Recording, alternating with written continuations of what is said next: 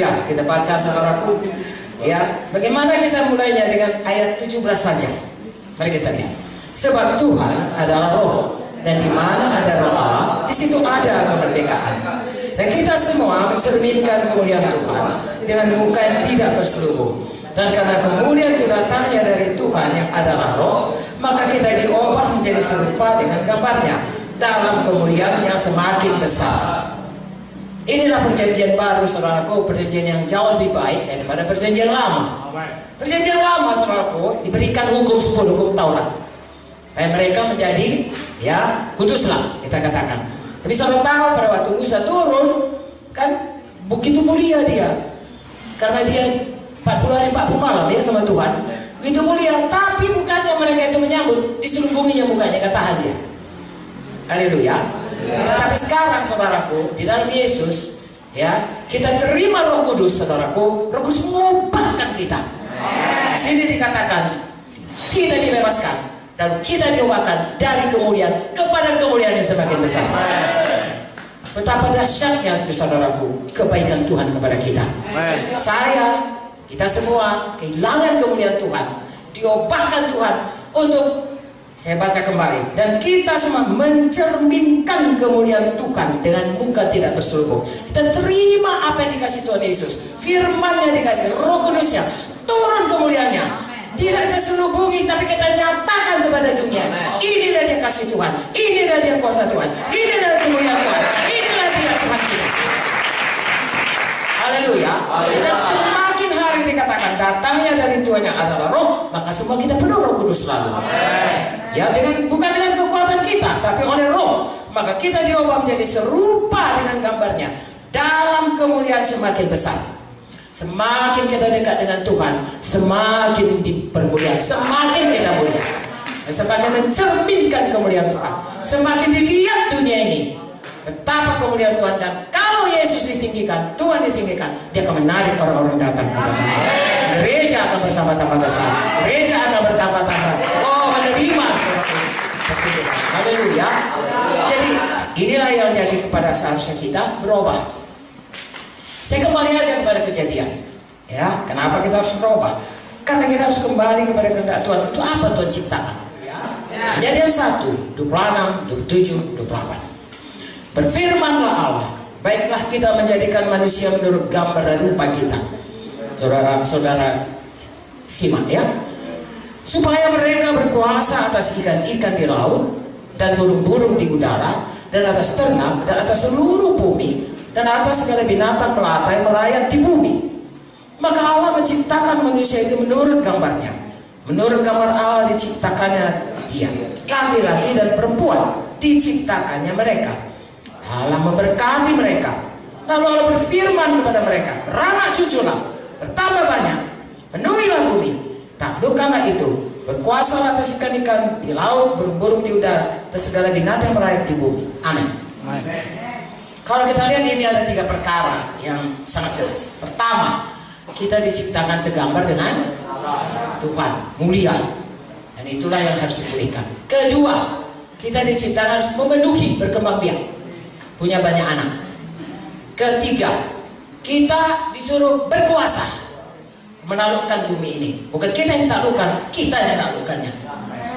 Saudaraku, itulah diciptakan Tuhan. Kejadian 1 ini. Lalu jatuhlah kepada dosa, hilanglah kemuliaan Allah. Mulailah bukan lagi kita yang berkuasa, malahan kita yang dikuasai.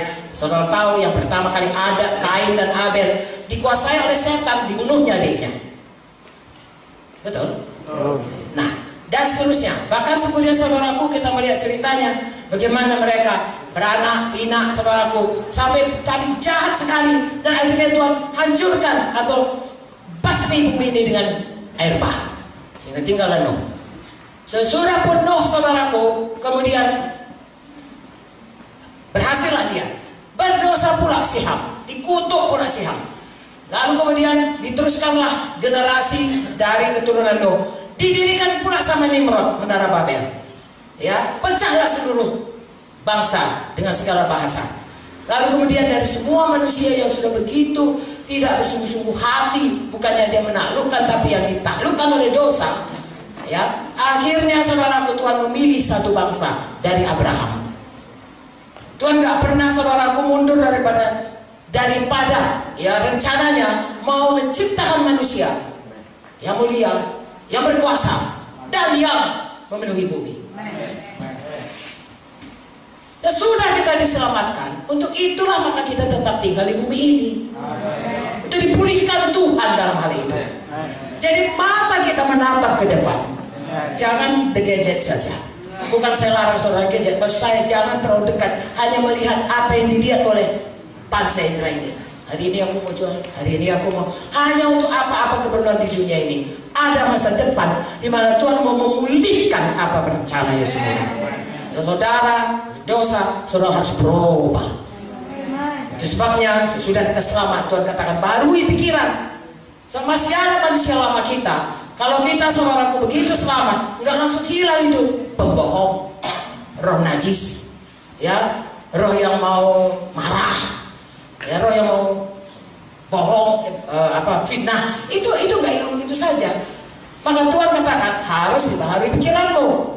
Harus kau tanamkan manusia lama. Makanya pertama kali perintah agung sesudah kita percaya dibaptis. Mengapa? Karena baptisan itu yang gereja kadang saudaraku yang membuat itu sebagai upacara, bukan. Baptisan itu adalah proklamasi kita. Hidup lama kutanamkan, aku bangkit pada hidup baru dalam Yesus.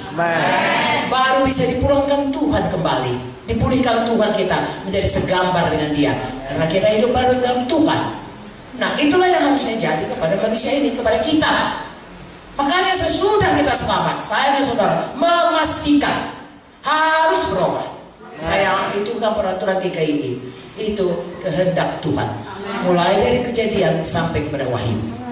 Saya dan saudara harus berubah. Dan jangan menganggap ini enteng, karena saya baca dalam Alkitab kita ini, saudaraku, itu Paulus, hamba Tuhan yang paling luar biasa. Ya, dipakai Tuhan. Paulus itu dari Roma 1, 2, 3, 4, 5, 6. Dia berkata bahwasanya kita dari hamba dosa menjadi hamba kebenaran. Ya, Roma 6 itu mulai baptisan, hamba kebenaran. Tapi tahukah saudara, Roma 7 berkata, walaupun kita sudah punya Yesus, masih timbul itu yang tidak suka itu. Yang jahat itu kita lakukan. Apa kuncinya? Roma 8, penuh Roh Kudus, matikan itu semua, lalu berjalan dalam roh. Saya dan saudara, dia sampai Roma 12 baru selalu pikiran. Harus buat resolusi, menetapkan hati, ya, membuat satu nazar kepada Tuhan bahwasanya hidup kita berubah.